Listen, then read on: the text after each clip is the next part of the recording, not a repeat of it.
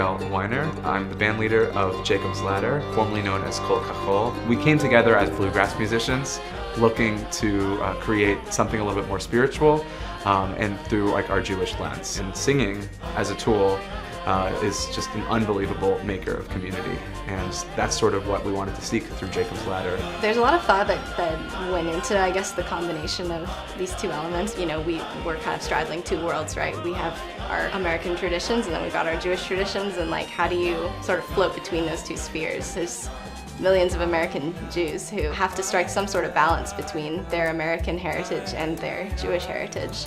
And so, you know, being able to flow between both is just a really magical thing to be able to do. I think one of the things that really sets this band apart from other bands that are both in the bluegrass scene and also in the Jewish music world is that we really try to bridge the gap between like the technical focus of like making music that's really artistically pushing and stepping on boundaries, but also really invested in deep spiritual, Jewish, authentic life. Really, any fan of music could listen to this music, and it's great because I think it merges the two in a great way, where it brings the Jewish audience, introduces them to a high level of musicianship. I mean, everybody on this record is absolutely killer player. And then kind of with that comes bringing awareness to the Jewish music scene to those who might not be following it already. There's something about singing. Not only does it bring people in as a community, but the actual act of singing around surrounding a group of people, particularly these wordless melodies that are not complex at all. We're talking about an A part, a B part, maybe a C part, and they're all within a very easy singable range. There's something about that simplicity that just brings people in, and that's what we're trying to bring for people. That's what we're trying to achieve within this music.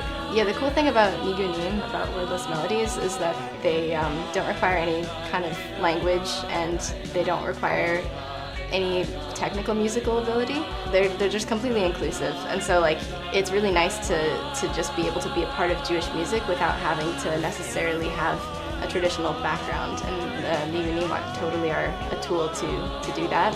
And what's cool about the Jewish melodies, I think they have a particular flavor, and they don't require anything else. You know, you could just be humming these melodies to yourself. You know, you could just be doing it just as a tool of expression.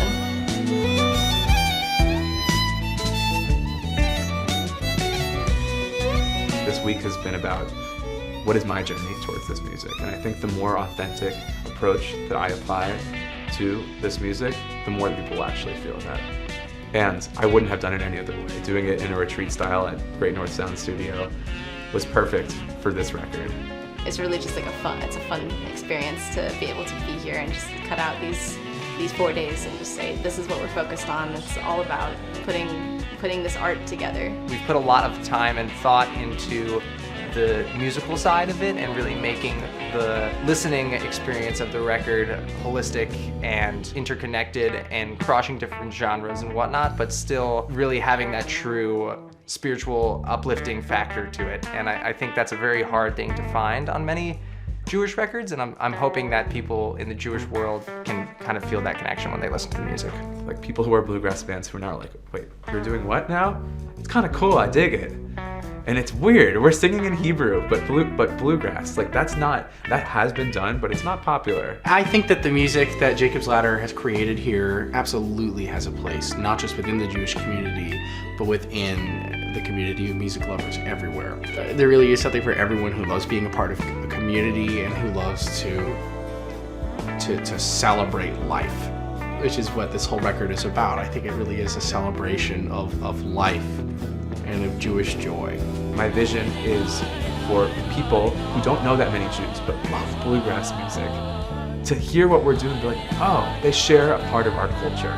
And any time that we can, exemplify that an other group shares your culture, it makes them a little bit less of an other. And that's a big part of why we do this.